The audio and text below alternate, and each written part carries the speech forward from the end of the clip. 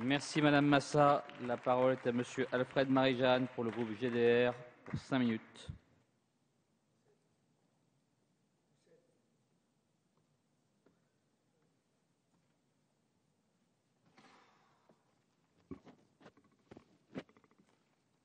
Monsieur le Président, Monsieur le Ministre, collègues de l'Assemblée, après le flot tumultueux de la rue, nous sommes amenés à débattre sereinement sur le projet de loi relatif à la régulation économique outre-mer. Qu'il me soit permis d'adresser un salut commun aux syndicats et aux autres partenaires, parties prenantes au litige. Sans eux, nous ne serions pas là aujourd'hui. Quoi que l'on pense, quoi que l'on dise. Au-delà du ressenti propre à chacun de nous, au-delà des ressentiments, au-delà des tentatives de récupération et de surenchère, toujours en cours, il faut retenir que l'année 2009 restera dans les annales de la mobilisation populaire.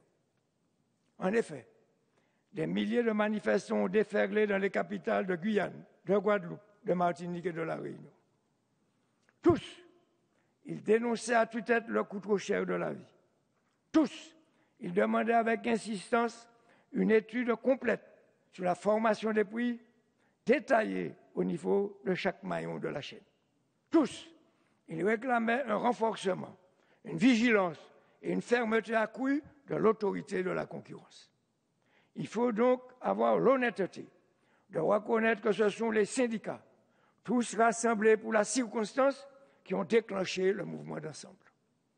L'autorité de la concurrence a été très rapidement et très officiellement saisie dès le 18 février 2009 par le secrétaire d'État à l'Outre-mer en personne. Elle a rendu ses conclusions que voici résumées. Elle a confirmé qu'il existait bel et bien une concurrence insuffisante dans les marchés de détail et de gros. Elle a ajouté que le secteur de la grande distribution à dominante alimentaire dans les DOM est trop peu concurrentiel.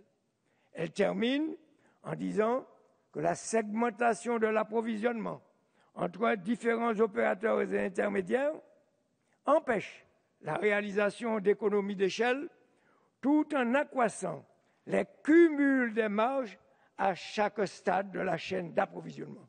Vous imaginez? Le constat est à la limite un verdict de culpabilité sans appel. L'autorité de la concurrence a ainsi dressé la feuille de route à suivre. Ce projet de loi prend directement sa source et sa légitimité dans ce bloc d'événements, en tentant hardiment de mettre un terme aux abus les plus criants. Quoi de plus conséquent, de plus naturel et de plus logique? Le vrai dilemme réside actuellement dans la dextérité qu'il faudra déployer pour pagailler entre liberté d'entreprendre, liberté des prix, tout en cherchant à casser les ententes et pratiques illicites et anticoncurrentielles et à empêcher leur retour en force. Disons-le franchement, c'est une gageure louable, j'en conviens volontiers.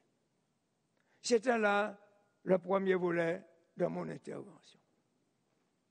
Monsieur le ministre, vous avez déclaré que l'ensemble de vos propositions constituait une boîte à outils. J'ai décelé dans cette boîte qu'il y avait un sécateur de l'octroi de mer. J'anticipe, me direz-vous, je préfère vous alerter, car dans ce cas d'espèce, anticiper, c'est prévenir. Dans la panoplie des facteurs de vie chère, il est retenu le fret, les marges et l'octroi de mer principalement. Que disent les études réalisées? Voici les réponses. Au surcoût, j'ajoute une taxe spécifique. L'octroi de mer perçu par les collectivités locales sur les importations et qui accroît mécaniquement le prix de vente aux consommateurs. Cependant, ces spécificités ne suffisent pas à expliquer l'importance des écarts des prix constatés entre la métropole et les DOM. Un exemple est donné. sur un échantillon d'environ 75 produits importés de métropole. Dans les 4 DOM, les écarts de prix dépassent 55% pour plus de 50% des produits échantillonnés. Un pourcentage trop élevé pour trouver exclusivement sa source dans les frais de transport et l'octroi de mer. C'est concluant, je l'espère. Et je cite encore, un taux d'octroi de mer anormalement bas sur un produit encourage le recours à l'importation. L'existence d'un octroi de mer significatif peut conditionner les décisions ou non d'investir dans une activité de production en venant en substitution de l'importation. L'octroi de mer peut être l'un des paramètres pris en compte dans la décision d'investir. C'est concluant, je l'espère. Chacun plaide pour sa chapelle, trop souvent au détriment de l'intérêt général. L'outil économique qu'est l'octroi de mer est menacé de son existence même, à la fois par la Commission européenne et par toute une série de francs-tireurs d'élite, alors qu'aucun produit de remplacement n'a encore été sérieusement envisagé. Dans de telles conditions, démantibuler l'octroi de mer, c'est pratiquement enterrer le développement endogène. Dans le même temps, il nous est recommandé de nous émanciper en développant des liens commerciaux avec la Caraïbe. Très bien.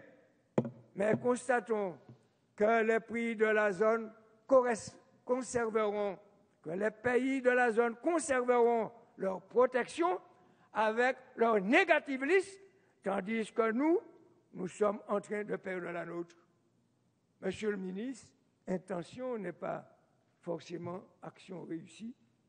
Je voterai pour l'intention affirmée dans ce texte en essayant encore de l'amender. Toutefois, permettez que je mette une crainte que les mesures adoptées aient une durée de vie éphémère. En tout cas, ces sujets ébranlent toute la trame existentielle de la Martinique.